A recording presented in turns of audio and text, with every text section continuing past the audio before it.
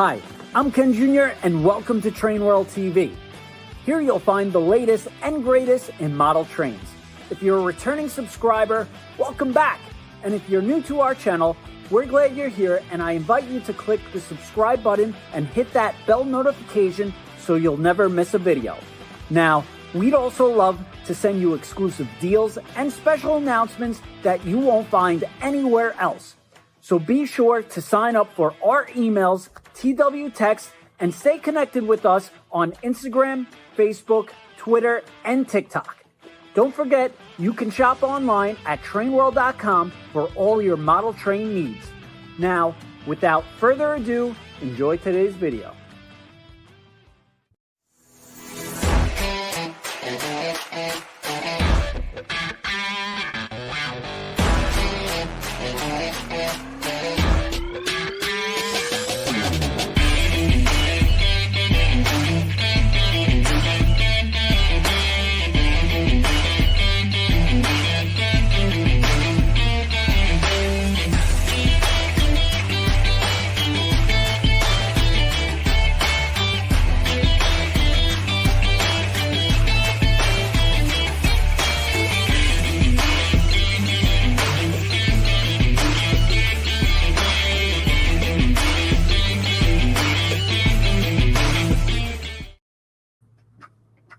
All right, and welcome to TrainWorldTV, everybody.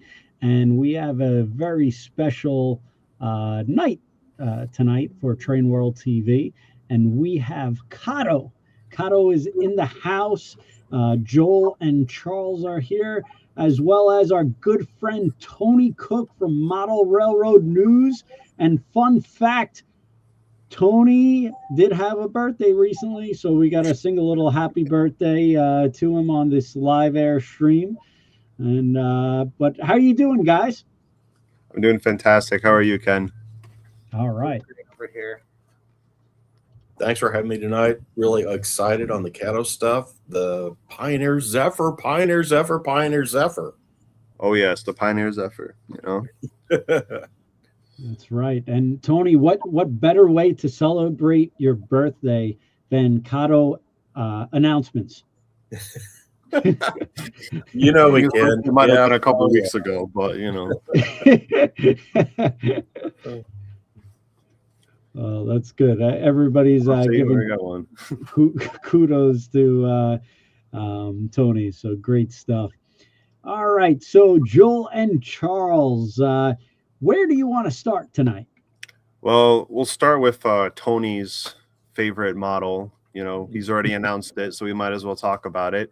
So we do have our new tooling project for 2026, which is the Pioneer Zephyr. So we already did a little bit of an announcement on this. We already showed off some artwork, some video, but we wanted to go over it once again. And the reason why we just want to keep talking about it is just because the Pioneer Zephyr is just a really iconic train, especially to those who live in the Midwest. As many of you guys know, this model is currently on display at the Museum of Science and Industry in Chicago, Illinois. And, you know, it's got kind of an interesting history to it because it was really the first of many of these Zephyrs that would come down the line. I think the CB&Q produced somewhere around like 9 to 12. I'm not sure of the number, but this was really the first one that set the aesthetics for that time period. So I'm just going to move on here to the next tab. So we just have a little promotional picture there with the tooling. And this locomotive is also very important for us for KATO USA because we're actually celebrating our 40th anniversary this year. So 40 years since KATO USA was established. So this is kind of a commemorative model because, you know, we're kind of going back to our Midwestern roots as well as just kind of preparing for the future. So this locomotive and the cars come in a special 3-car set. The first is the RPO power car. Then there's the baggage buffet coach. And then there's also the observation car.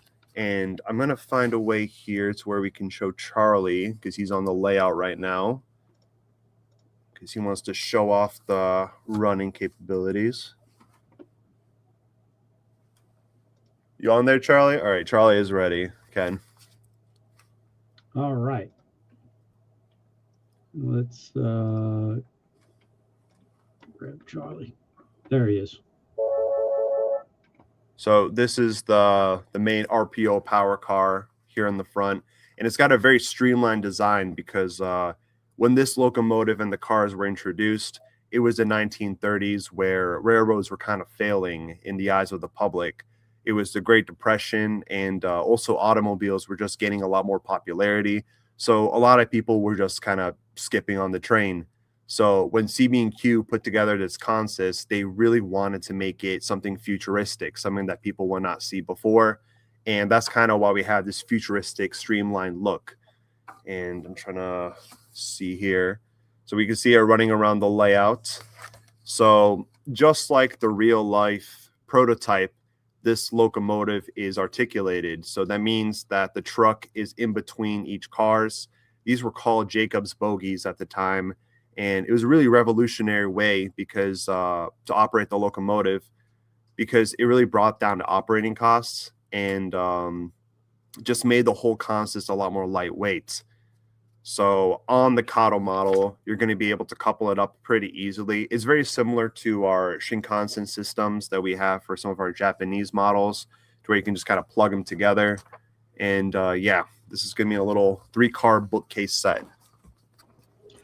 I like how Charles just ran around to catch the train, and he's zipping around the layout. Yeah, he's kind of a wizard, you know. Very athletic. Very cool. This is out in our lobby currently.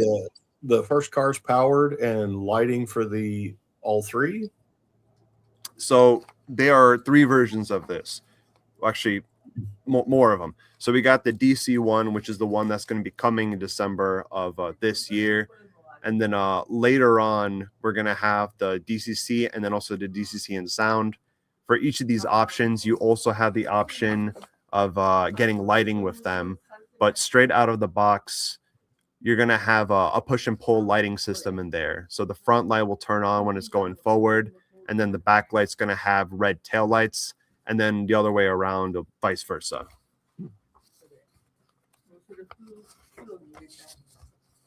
He's really having this thing go around. Look at that go.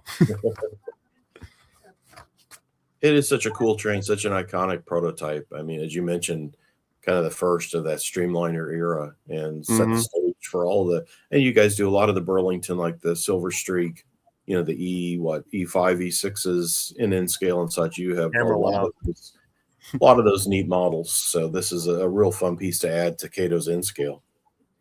And it is, I mean, it's just a very iconic train. We're really looking forward to it. Personally, you know, I grew up going to the Museum of Science and Industry, and this would always just be in the lobby there. So having a chance to make this an N scale is just really special for all of us, because it's kind of a local thing, you know. I think this engine and the consist used to be presented outside, and then somewhere out during the 1990s, they brought it inside and they made like a special lobby area for it. So, yeah, I mean, we're looking forward to it. It's going to come out in December 2026. So right in time for that holiday season. Very cool. So if anyone has any questions, we could also move on to the next one. What do you think, Ken? Yeah, Joel, a couple of things, and Tony, the pre-orders on this have been tremendous. People are really excited about this.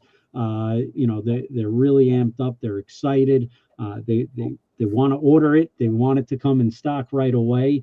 And a lot of times on the new product coming in from KATO, it sells out so quickly, and it takes a long time for a restock because it just sells out immediately.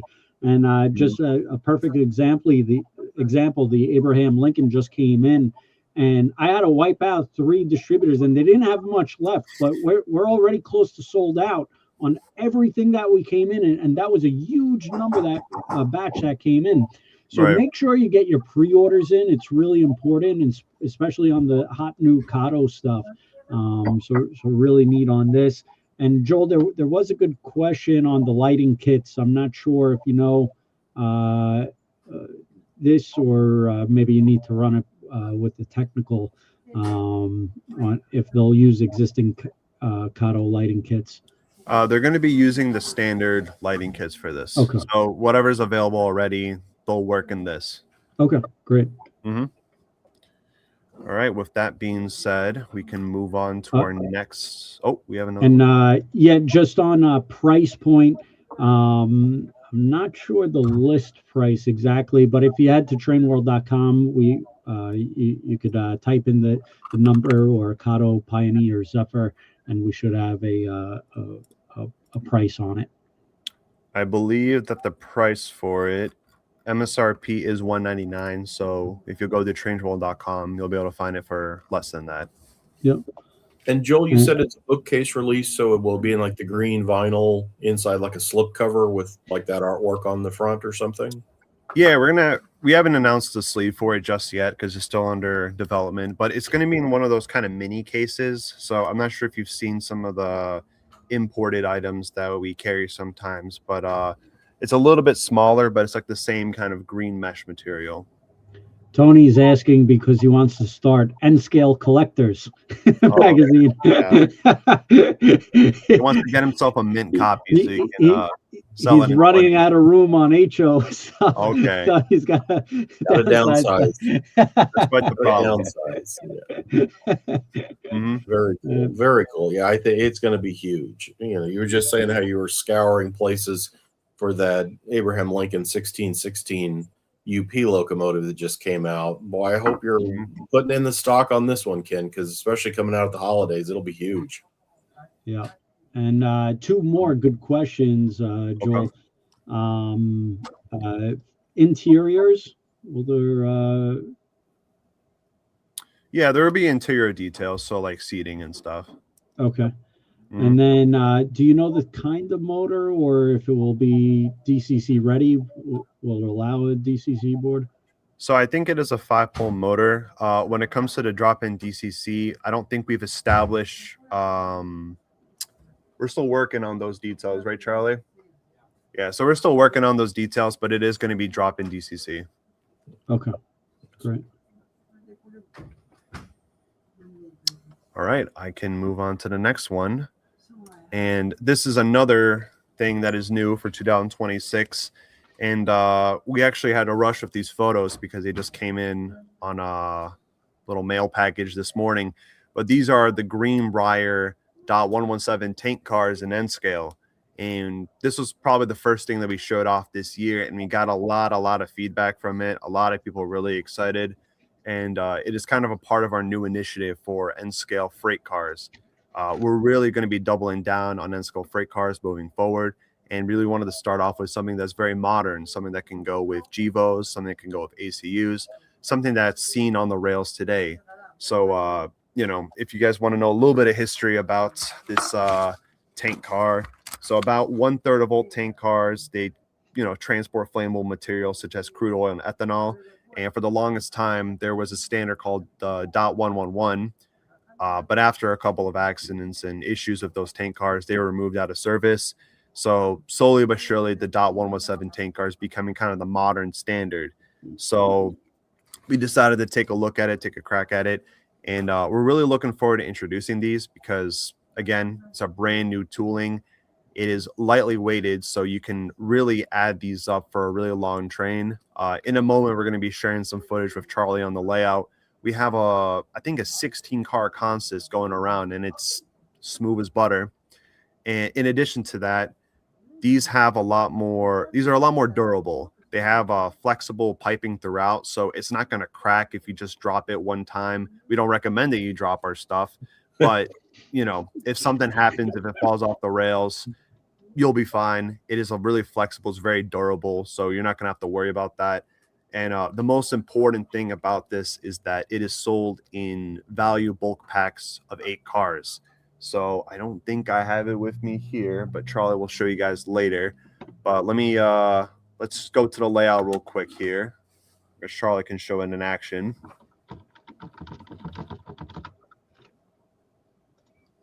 Ken's a tech wizard also.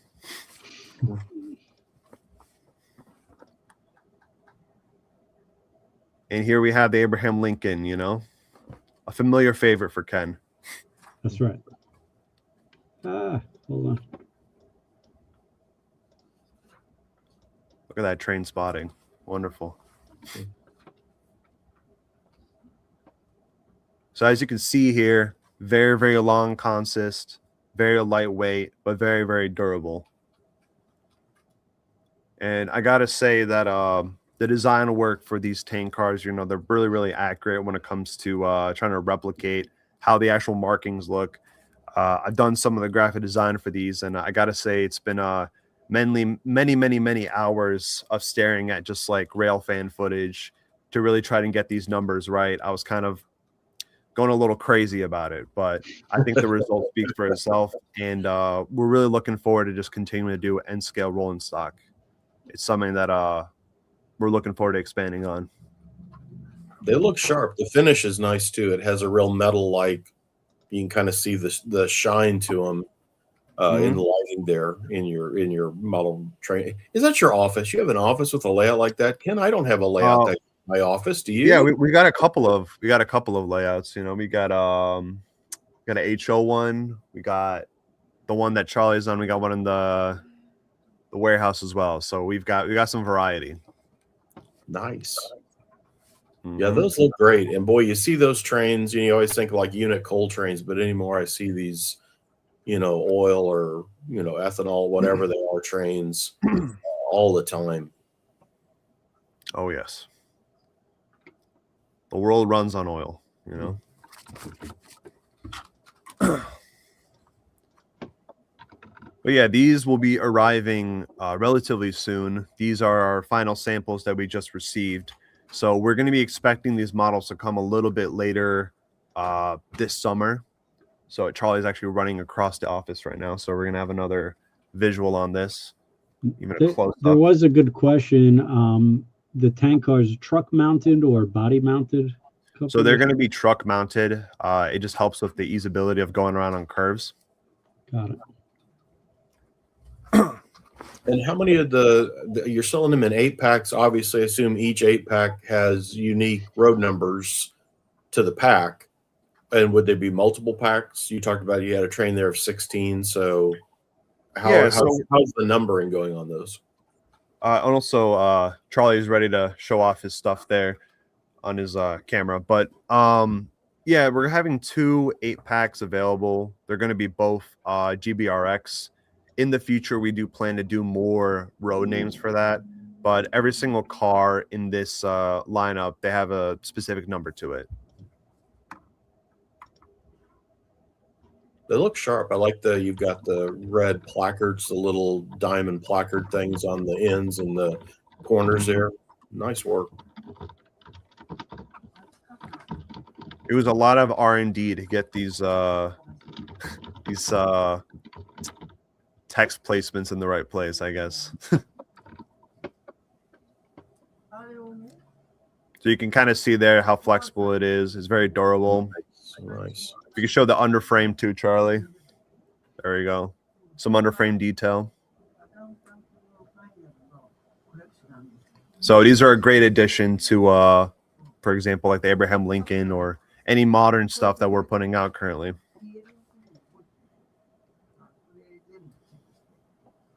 Thank you very much, Bruce. So let me see what I've got here next. Oh, there we go. I forgot I had an example. This is how they come packaged. So MSRP is 160. TrainWorld, I think you guys have them a lot lower than that. But very, very nice way to... Oh, I have it here in my hand. Suddenly it's appeared. Just open them up for you guys. Don't tell anyone if I drop them, okay, guys? Look at that. Very neat. Wow. Nice. So that's a pre-production sample, or they're near? These are basically finalized. So this means that we're receiving it next month in our container. So this means by end of summer, this should be at TrainWorld. Wow. It's close. Yeah. And a very nice price, as the one viewer pointed out there. Yeah, for 8 freight cars, Ken, and that's the MSRP is 160. Wow. Great and price. Yeah, nice. So we're looking forward to expanding on that in the future. Joel, Peter had a good suggestion, maybe a future run with ETZ on them. Yeah, we'll look into it. We're definitely gonna reuse the tooling for other row names and stuff too. Cool.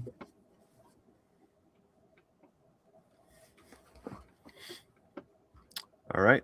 I think I can move on to the next one here. So, you know, as you guys know, walked around, July 4th is coming up. So this year we are celebrating America's 250th. And as part of that, you know, we kind of put out some commemorative locomotives this year. So as Ken mentioned earlier, we got the Abraham Lincoln SD70M, which is actually now available. So I'm going to assume that you guys are getting some of that from your distributors. And later on this month, we're actually going to have the Bicentennial Conrail GG1, which is a very, very nice locomotive. It's got a lot of nice printing, and it just really looks grand, you know. You have Charlie there with some close-ups on it. So the pantographs are posable. There's a lot of wheels on that thing, I'll tell you. Yeah. A lot of people are excited about this. Mm-hmm. So there's a very loud group of people who really ride and die for Conrail stuff. So we're hoping that they get their fix with this one. Really nicely done. That's such an intricate, you know, the scheme on that with gold eagles there. And I mean, there's a lot of colors and a lot of things to line up for the printing. That's, of course, you guys do a great job with that. And that, yeah, it looks awesome. Wow. Mm-hmm. And if we take a look at the Abraham Lincoln SD70M, so, you know, this locomotive is actually currently touring around the United States with the Union Pacific Big Boy. And, you know, this UP locomotive does have a bit of a historical background to it because, you know, back when Abraham Lincoln signed the Pacific Railway Act, it really jump-started the construction of the Transcontinental Railroad. And Union Pacific basically owes their existence to this thing that got signed. And this locomotive in particular, it pays homage to, I forget the number of it. It is Union Pacific 119, which is a 440 steam locomotive, which was actually present during the Golden Spike ceremony. So it's got a bit of a historical edge to it. And it's also commemorating the 16th president. So, you know, coming from the land of Lincoln, we had to do this one. It's very sharp. That's a neat looking. Yeah. There's so many special liveries now. You could literally collect and have no regular paint jobs, nothing but special units, and have a shelf full of them. And boy, those are nice. Yeah. They're kind of like candy canes, you know, very colorful. Very cool. So speaking of, actually, if you want to hold any questions for it, I'm not sure. Sorry, I'm getting a hold of myself here.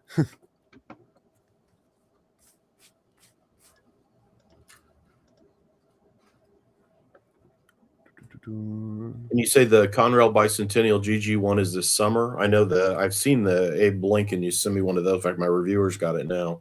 But the GG1 will be out soon. Yeah, we also got samples of them, which is why we're showing them off today.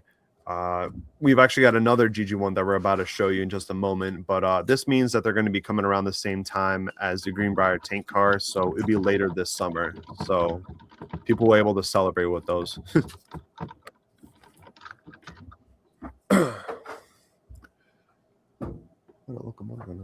Anyways, so moving on to another GG1, we actually have some Amtrak equipment that we want to show off. Now, this is an Amtrak GG1, which is I think a familiar face with some of the O scale crowd. You know, I'm not too into O scale. I prefer N scale personally, Ken. You know, I don't want to say too much. But, you know, the GG1 is just a very iconic locomotive.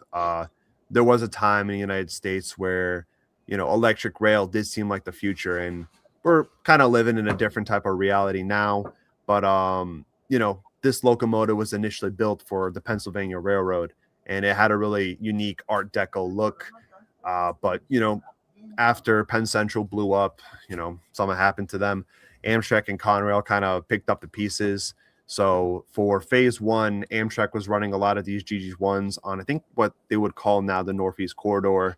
And, you know, this is a perfect set to go along with our Rainbow Era 7-car set that we have from a couple of years back.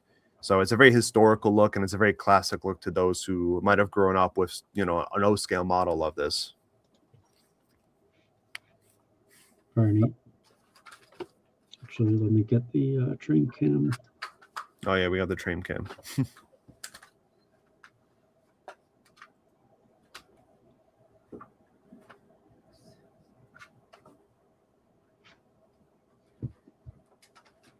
Very nice. These are just smooth operators. Anyone who buys KATO knows the quality and craftsmanship. Mm-hmm. They're like Swiss watches. They last forever too. Mhm.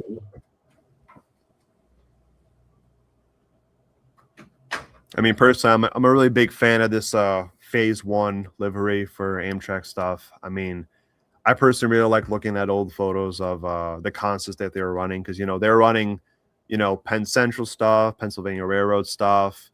I think there's some Burlington Northern cars. You know, they were running basically anything in those earlier years before they really established an identity. And I think a locomotive like this at the front of that consist is just really eye-popping, you know.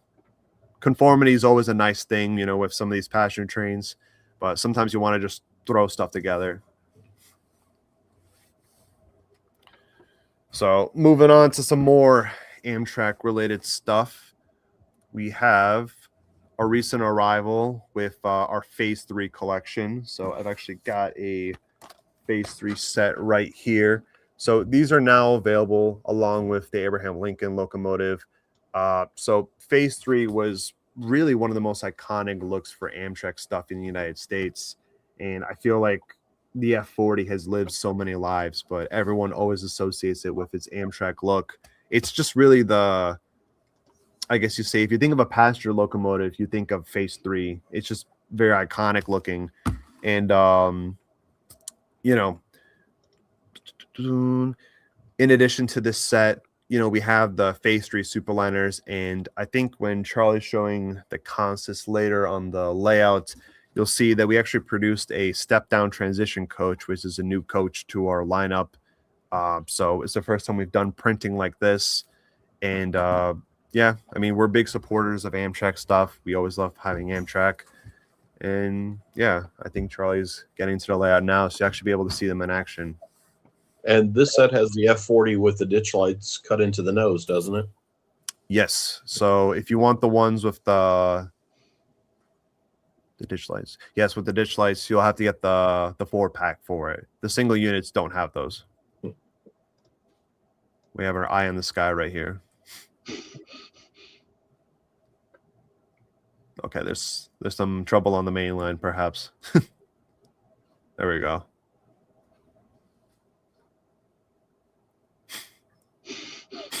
I don't know what's going on. It's entertaining. But yeah, just a very iconic livery. I honestly think, you know, I'm a big fan of Phase 7 right now. I think Phase 7 is probably one of the cleanest looks that they've done for Amtrak. But I think Phase 3 is just, you can't beat Phase 3. It was so sharp. I mean, yeah, it came in the early 80s and made it into the 90s and was they were just, it was really neat to see the long distance superliner trains all striped, you know, perfectly well. You said the transition car is new. Is it new tooling or new in Phase 3 paint? No, not new tooling, but it's you'll see it pass right here. So basically, this is transitioning from like baggage cars up to the main, you know, bi-levels. I'm giving the raw name for them. They're not bi-levels. They're superliners. Sorry about that. Right. Charles is like imposter of a drone. He's oh yeah, I mean, better than the drone you can see those tank cars. He's quicker. He's got a higher speed motor than the drone footage. Yeah, we gave him some coffee before this, so he's a bit jumpy. So Very yeah, cool. Very neat. And actually, I don't have a slide for this, but I'll show you guys. So not too long ago, we announced that we're doing this special bookcase set, 7-car set of every single Amtrak phase all together. And I do have a couple of paint samples here. It's not the complete thing, but I wanted to show them off. So we have here at least an AM fleet of phase 5. So it's the first time we're actually showing it off. We're still waiting for final samples from the production department. But, you know, Phase 5 is just very interesting. This is Phase 5 Acela, to be specific. Just very interesting aesthetics here with a kind of like, I don't know, kind of a Y2K look to it, if you guys see that. And in addition to that bookcase set, we're also having Phase 7. Got another card here. That's the latest. I think that's a really sharp look. I've seen some of the stuff just coming out of the paint shops on the prototypes, and yeah, isn't that Phase 7 neat? Yeah. Yeah, I honestly think this. I mean, next to Phase 3, I think this is like their best look. I personally really love them. I like that. Yeah. I spoke to like Matt Donnelly of Amtrak, and he was kind of explaining me of how like the different accent colors here indicate what kind of class it is. So one's business class, one's coach class. Some of them are for diners. So it's an interesting setup they've got. You know, it's very let's say European-esque. You know, I'm looking forward to showing these off in more detail at another time. Sorry. And those are going to be in a set with every Amtrak phase paint scheme. Did you say what's the passenger car set? Yeah, so it's going to be a 7-car set. So it's going to have Phase 1 through 7. Oh, okay. Just kind of like a special anniversary thing we're doing again to celebrate 40 years of KATO USA. And the Phase 7 stuff, we're also going to be putting out separate bookcase sets for those modern cars. So that'll be also a separate thing. And then the Phase 7, the historical phase thing. Sorry. There's a lot of phases in all this Amtrak stuff, you know. It's a lot of things to keep in mind. Let me see what I got here next to my notes. And, you know, we have a little thing to show off here in HO scale for all of those who are interested. Oh, wait, this is actually, here are some cleaner looks of the Superliners in Phase 3. This is N scale. This is N scale stuff.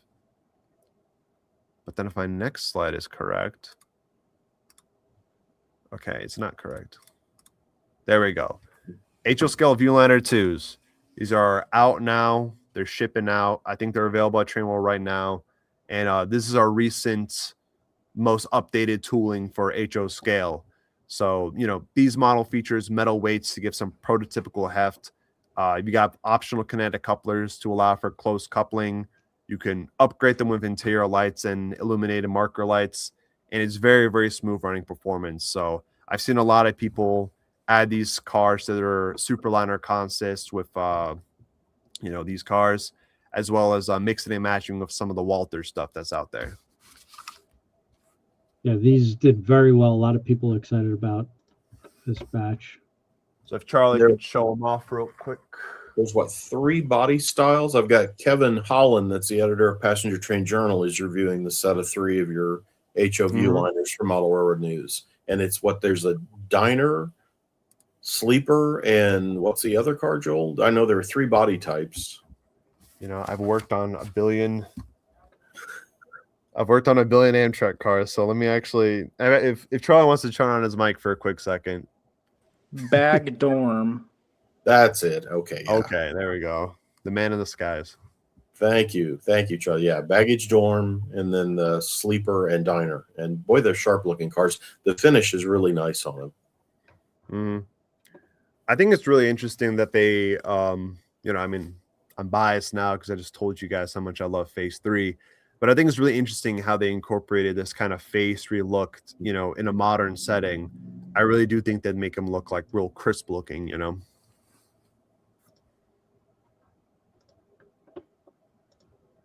And these come fully assembled, as I remember looking at them. It looks like they've got a couple of detail parts, maybe like handrails or grab irons you put on the ends of the cars, I believe.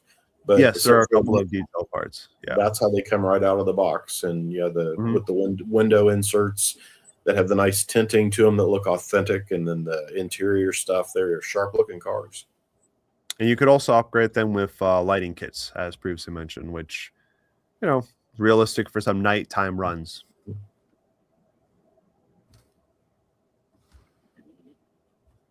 I have so many things on my desk here, geez. Grab that thing. Okay, moving on to something. Actually, Charlie, put on your camera one more time. Sorry. So in addition to all this, going from HO back to N scale real quick, we are also adding something called concrete ties to our Unitrack system. So if Charlie wants to turn on his mic real quick, he's a little more closer to this stuff than I am. All right, so we're looking at expanding our N-scale Unitrack lineup with more concrete tie options. So concrete ties are progressively becoming more common, especially in Japan. And we have hundreds of pieces of N-scale wooden tie track, but we're looking to expand, and we're currently expanding into N-scale concrete ties. So we're looking to expand the entire N-scale lineup in concrete tie track over the next few years. Wow. So very modern, and even though that these are being ran in these are being shown off in Japan, they're not just exclusive to there, because you can see these in Europe, and you can even see this in the United States with stuff like the Northeast Corridor. Wooden ties are just not going to cut it for some of these really, really quick trains. So like the Acela. Very neat. All right. And, moving on from that, we got a little bit of a special thing to show you just for you, Ken, and just for you, Tony. All right.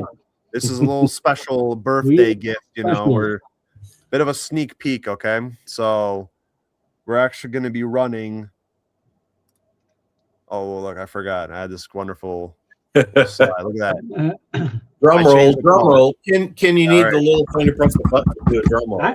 I think it should be Tony's birthday more often. I think so too. Maybe every other week, So the project we're gonna do is the jet powered RDC. So this was also known as the M-497 Black Beetle, and this is a real oddity of American railroading, and it's really just kind of showing that I feel like American railroads will do anything other than electrifying their tracks, but I digress. So this was in 1966, and the great guys at the New York Central, they're kind of thinking to ourselves, how do we make our trains quicker? How can we get people from one place to another, like that? So they handed a couple of developers $35,000, 2 jet engines, and a RDC car, and they said, just figure something out. So this is what they figured out in about 30 days. And I think, they did some testing with this. I think it reached a top speed of 183 miles per hour. But they only tried it on like straight tracks in the Midwest. So I have no idea how this would work out on going on a curve. But it's certainly something to show, So right here, what Charlie's showing is a very, very early sample. This is just a 3D print, kind of a rough look at it. In the pictures that I was just showing, it's a little bit more of a updated finish that's in Japan right now. But I mean, this is just a very, very strange model, and we're really looking forward to replicating it in N scale. In the past, we actually produced we have a specialty program called Kobo Customs. It was something that we did a long time ago, made to order, but this is something that we're doing. It's a full production run, and we don't have samples of it just yet that are finalized, but I mean, I'm really looking forward to showing this off with DCC and sound, because this is just one of those locomotives I think you need some sound attached to it, I mean, just looking at it, I just want to make whoosh sound effects. I mean, exactly. Yes. It's very interesting looking. Will the the jet powered pack light up orange or? Yeah, so we're not finalized with design just yet, but the jet powered part is gonna light up red, I believe. Cool. Wow. So I think this will be a really interesting look. Around there you go. There you go. Oh, there we go. Cool. Nice. Very cool. Wow. Very cool. So, this locomotive was kind of a one and done they did. New York Central did not always see it's zooming now. Look at it go. This is how it was running back in 1966. 160 miles per hour. Oh yeah, 183. We're doing scale speed today, guys. So Nice. Very cool. They must be using a KATO power pack. oh, you know what? That's how you power up everything. You could power up a car like that, possibly. Very neat. So, you know, this locomotive didn't really have that happy ending because well, frankly, they kind of looked at the data that they got after 30 days and they kind of looked at themselves like, what are we going to do with this? You know, I imagine the logistics of putting on, you know, jet engines on rail cars didn't seem that prosperous. And it didn't really matter anyways, because New York Central was already planning to merge with the Pennsylvania Railroad. And well, we all know what happened after. So, you know, this rail car lived on without that jet powered part, but it's just an interesting tidbit when it comes to history. So we're looking forward to having this as a name train for this year. It's a very interesting look, and we'll have more details on it next month when we have our proper announcement for it. Really fun. That's so cool. That's great. So I think that is all we've got for today. So we'll leave the floor out for some wonderful questions. I saw a lot of product recommendations. Okay, and let's I go. promise Hey, Charlie, it's your favorite part. They want SW9s, 1200s, 1500s. They want more F units. More F units, okay. Specifically Denver, Rio Grande, and I believe CNO F unit. Yeah, we do have some Rio Grande stuff coming up later this year. Unfortunately, it's not an F unit, but it is some Rio Grande stuff. Okay. It's F unit adjacent, you know. It looks like an F unit ish. And they want the 250 paint schemes. We are working on that. Next week, I think we are starting our announcements on that. Yeah, we couldn't show you guys all of the sneak peeks, but next month we have some 250th related announcements. So we're looking forward to showing those off to you guys. Okay. Bigger turntable and curved turnouts. That would be interesting. Curved turnouts. That would be a good one. Dash 9s. And they want to know the specific Rio Grande model. We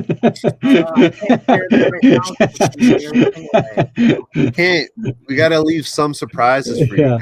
You know, we showed off the RDC. You know, we got to keep some for ourselves too. Don't worry. UP auto racks. The custom paint wraps in New York and Boston areas for the F40s. Okay. They want to see more Japanese trains sold in the States. PAPBs.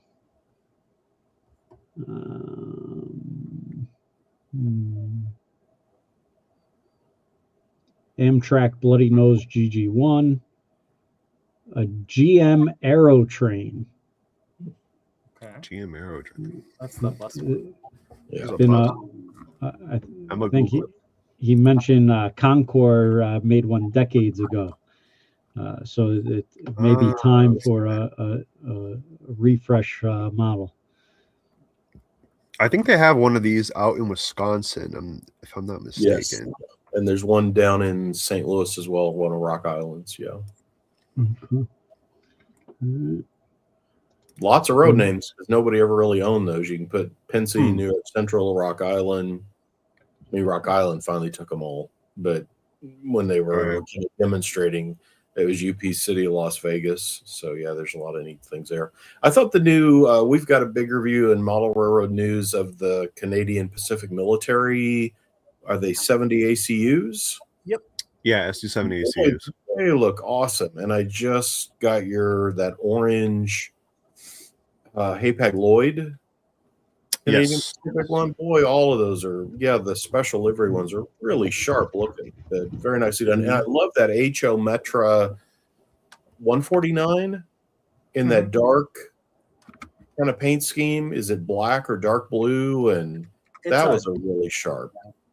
I think I've got it up here. I mean, in addition to that, the stuff that we showed off today, in the next couple of months, we're also going to be releasing some more ES44s. So I do have the Hapag-Lloyd one here up on the screen. We're actually also going to be putting out some Ferromex locomotives, which is something that I'm personally very, very excited for. I like that scheme a lot. Yeah.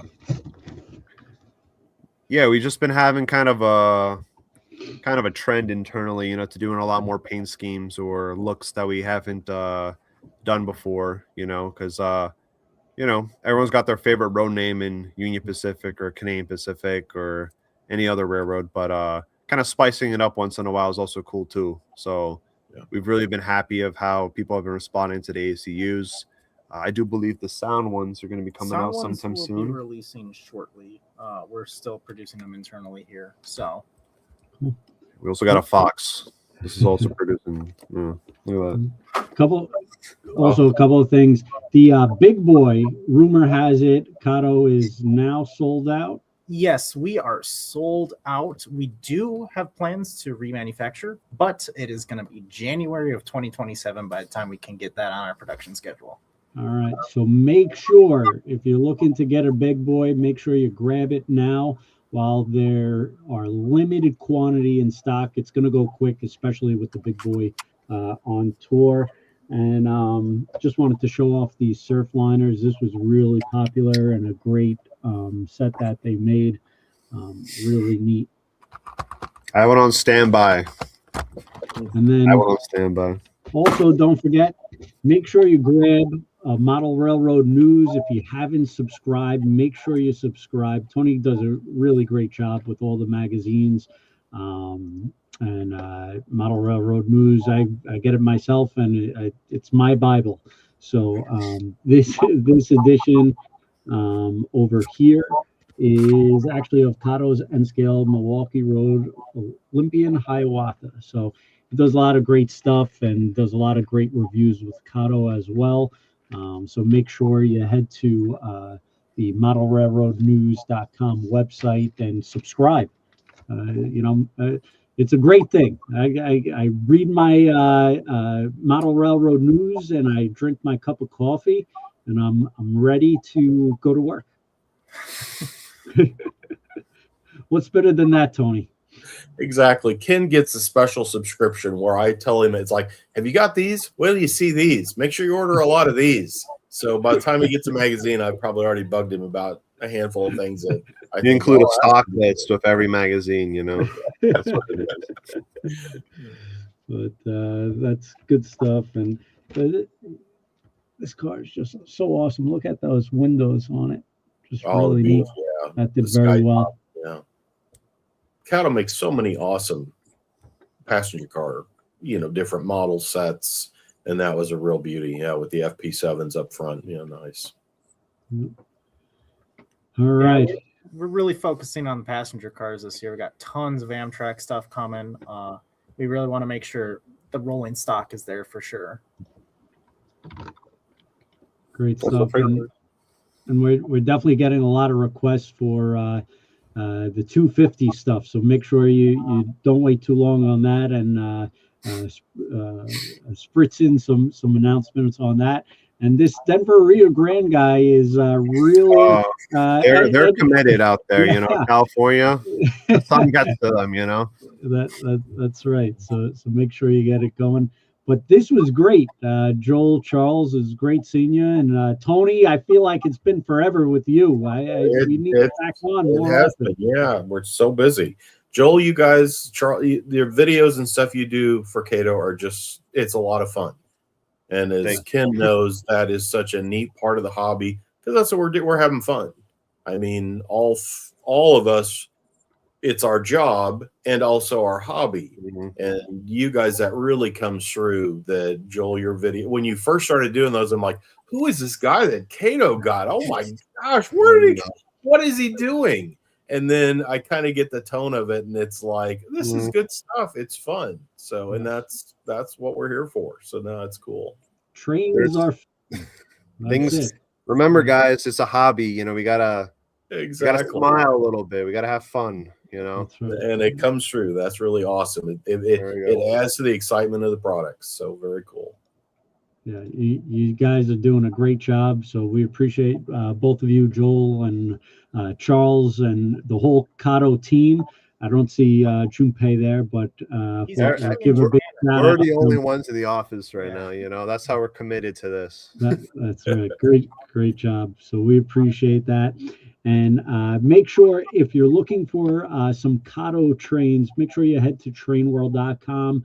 Shop online 24/7, but we have a huge selection of KATO trains, whether you're looking for track, starter sets, some really great modeler stuff. We carry it all, and KATO has a great selection of items for you to pick anything you need, whether it's Amtrak or Santa Fe, whatever road name you're looking for. So make sure you head to trainworld.com. But like I said, those Abraham Lincoln engines, they just came in, and all the distributors are already wiped out. We wiped them out. They didn't have many left. We don't have much quantity left over, so hopefully there's going to be a restock soon. So make sure you head to your train dealers and get KATO trains. It's just a great quality product. I like to refer them as the Cadillac of trains, just smooth operators and just really great trains running on the track. So great stuff. And Joel, Charles, thank you so much for being on tonight. Tony, great seeing you again, and happy birthday. Happy birthday, Tony. All right, we got to send him over a birthday present, and a big shout out to Tony. And thank you, Model Railroad News and White River, for all that they do. Thank you, Ken. Thank you so much. All right. Everyone have a good evening or afternoon, whatever time it is where you guys are at. All right. Take care, everyone.